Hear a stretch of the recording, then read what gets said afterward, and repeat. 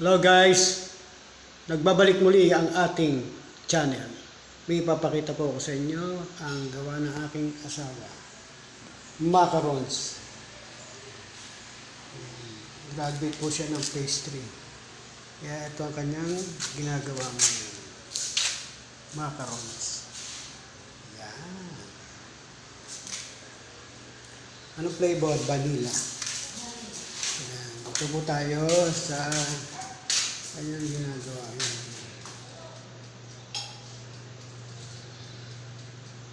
Yan po. Vanilla. Macarons.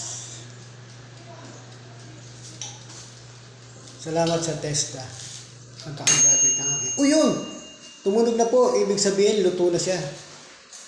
Oh, peace.